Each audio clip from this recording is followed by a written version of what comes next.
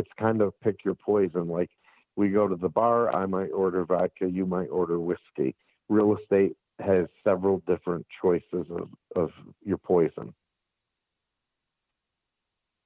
And I think the other thing, when I was showing a young gentleman who is building just starting to build his real estate portfolio, and he got a little nervous getting close to closing, and he called me up and he said, well, I don't know about, I'm only going to have clear about $6,000 a year in cash flow.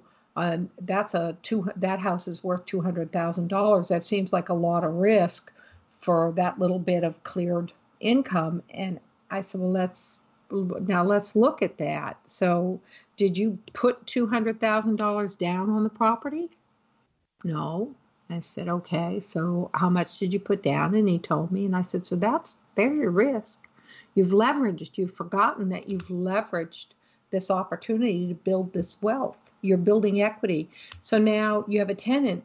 So every time the tenant pays you the rent, what happens when you pay the mortgage? You're paying off that equity. So the equity in your property is increasing every month. And so your tenant is paying your interest expense, but that is still a tax deductible expense for you. That's why it's so important to find good tenants and to vet them, and tenants who will make their payments on time. Don't make that mistake. A lot of new investors make this mistake. They want a tenant so much, they put the ad out there, and the first person who comes along and says, yeah, I'll write you the check, they think that's a good tenant because they had enough cash to write the check. Vet those people. That's the biggest death nail I've ever seen, is when somebody does that. Yeah. It's a dead end. It's a dead end. If you don't, you might get lucky, but you might as well go to the casino, because absolutely, you're taking a real chance on that. So you really, so appreciation. So you've got depreciation and you have appreciation, and leverage. You're controlling. We're working on building $1 million portfolio for this gentleman. Easy to do. If he had taken the money that he had and bought one house, that would have been maybe a true story. Okay, we would have had $200,000 only making a small amount of cash flow. But he still had cash flow, and he was meeting all those other needs. He still has appreciation going on. He still has depreciation, and he used leverage to get there. And then, So I think the other thing, though, let's talk about, because I think one of the other things that we want to just make sure people are always thinking about, not just the tax benefits of rental property, but every property you buy, you want to have an exit strategy and not just one. So let's talk. I mean, what are your go-to exit strategies when you're looking at, or do you just have a variety that you pick from when you're making an investment? I guess I can't specifically look at it because I'm a firm believer in the long hold. So, do we look, well, if we have to get out, I mean, I'd like to have an A, B, and a C, obviously sell it for retail value. But if not, can we put a new tenant in it, lease it, and just hold it and use the asset, maybe trade it? Several different opportunities that are out there, I would say. But I think, again, it doesn't, how do I want to say it? I think it depends on everybody individually. Yeah. Okay. Yeah. No, I agree. I agree. And all the things that we're saying, and I mean, I just like to keep always going back to this for people. We're not trying to, Peter or we are not trying to give you tax advice. I mean, that's what your CPA is for. But we're trying to get you to think about all the different ways that real estate works towards building your wealth, and why it is such a healthy and strong investment to make. Yes, absolutely.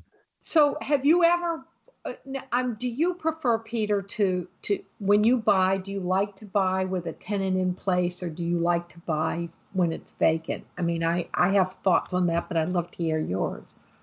Yes. I guess it's a simple Okay. answer. Depending on the asset, if it's residential and it's a small property, I prefer it to be empty. If it's a commercial property, it has to have a tenant in place, because I'm going to tell you right now, you have to understand that you need the tenant in there for financing. On a large commercial piece, you need a tenant with a 5-year lease, or you're not going to get a loan. Right. So that's another reason.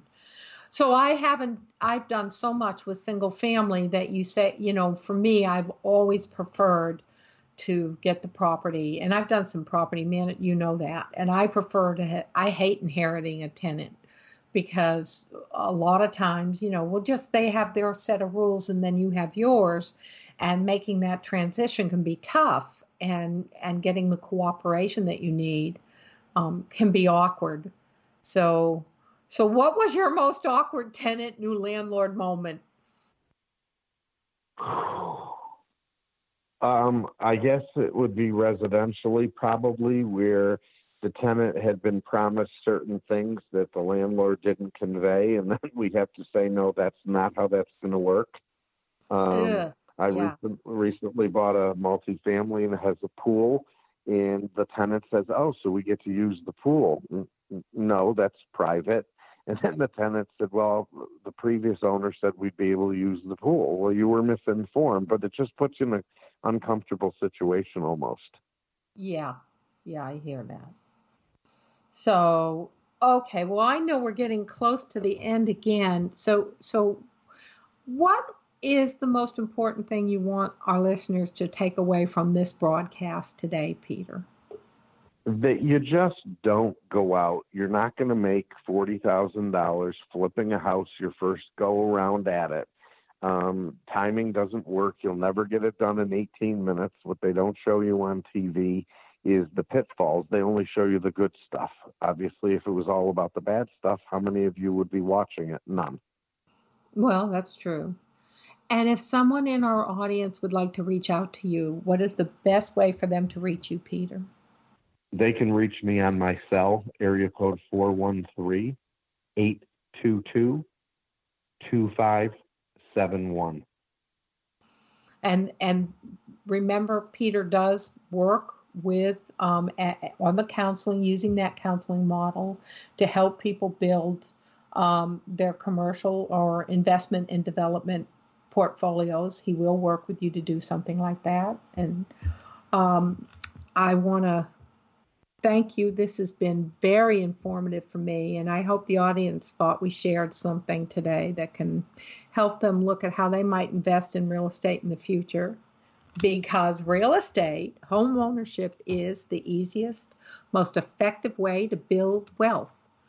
I invite you to join Peter and I next week as we discuss opportunities in commercial real estate. I know that's a favorite subject of Peter's. He's fascinating when we get on this subject, and I hope you'll join us. I invite you to join Peter and I next week as we discuss opportunities in commercial real estate. I know this is one of Peter's favorite conversations, and I can't wait to hear what he has to say. This has been Real Estate Hotwired, and I'm Maggie Rose March, an informed voice for the novice investor, a voice of reason for the seasoned investor. Thank you for listening. And please, if you missed any of this broadcast and are interested in knowing more about our past guests, please find us on societybitesradio.com, part of the Radio Ear Network.